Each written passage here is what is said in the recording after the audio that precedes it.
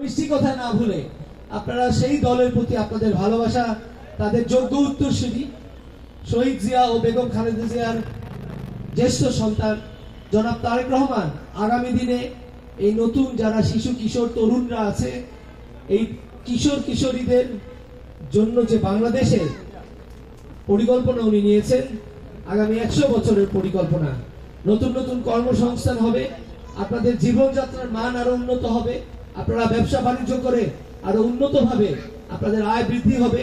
কেননা বাংলাদেশের অর্থনীতি অত্যন্ত শক্তিশালী অর্থনীতি হিসেবে সারা বিশ্বে ইতিমধ্যে জনপ্রিয়।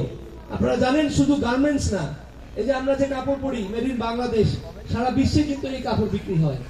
তো যেটা আমরা সারা বিশ্বে আমাদের যে সুখ্যাতি, শুধু এই পোশাক শিল্প না, এর পাশাপাশি পাট, চামড়া, এছাড়াও বিভিন্ন খাদ্যদ্রব্য, হিমায়িত মাছ, সামুদ্রিক মাছ, সবকিছু কিন্তু সারা বিশ্বে আমাদের অনেক সুনাম।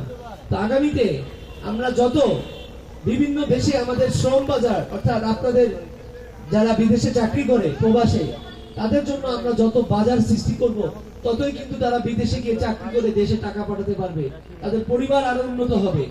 তো কর্মসংস্থানের মাধ্যমে বিএনপি জনাব তারেক রহমান আগামীতে এই নতুন প্রজন্ম, নতুন শিশুদের জন্য একটি সুন্দর বাংলাদেশ গড়ে তোলার পরিকল্পনা নিয়েছে। তাই আমরা যদি ঐক্যবদ্ধ থাকি, এখানে যেমন আমরা সব পুরানো মিরপুরবাসী আমার আব্বার কথা স্মরণ করলেন শ্রদ্ধা ভরে, তাহলে সেই একই পরিবার, বিএনপি পরিবার, আমার ডানে বামে যাদেরকে দেখছেন, তারা বিএনপির জন্য নিবেদিত প্রাণ, বারবার কারাবরণ করেছেন, জেল খেটেছেন, গ্রেফতার হয়েছেন, নির্যাতিত হয়েছেন, পুলিশের রিমান্ডে শারীরিকভাবে তাদের উপর অত্যাচার করা হয়েছে। তারা কিন্তু দমে যায় নেই, তারা কিন্তু বলতো যে একদিন এ থেকে আমরা পরিত্রাণ পাবো এবং আপনাদের উন্নয়নে বিএনপি পাশে থাকবে। তো সেটাই কিন্তু প্রমাণিত। আজকে এই পাপ্পু ভাই, কবির ভাই, সোলেমান, আজম ভাইরা বারবার জেলখানায় থেকে বার হয়ে আসছেন, নির্যাতন করেছেন, নির্যাতনের শিকার হয়েছে তাদের পরিবার। তো এই দিনটার জন্য যে আপনাদের কোনো ভয় নাই, আপনাদের যে কোনো মতামত, আমার দলের লোকও যদি ভুল করে, এরকম মত বিনিময় সভা আগামীতে আরো করব। আমি আপনাদের এলাকায় আসবো, আপনারা কথা বলবেন, যে কোনো সমস্যা বলবেন, আপনাদের কষ্ট বলবেন, আমরা সেটা সমাধান করব। এটাই বিএনপির নিয়ম। জনাব তারেক রহমানের নির্দেশে কিন্তু তাই। জনগণ কি বলে, জনসাধারণ যেটা বলবে আমরা সেটাই করব। আপনারা যেভাবে যাবেন, আপনাদের এই সমাজকে আমরা সেভাবে গড়ে তুলব এবং এর মাধ্যমে আপনারা আপনাদের নেতা নির্বাচন করবেন। আগামীতে ওয়ার্ড কাউন্সিলর হোক, মেম্বার হোক, সদস্য হোক, আপনাদের নেতা হবে আপনাদের এলাকার লোক, আপনাদের পাশে যাকে আপনারা সর্বদা পাবেন।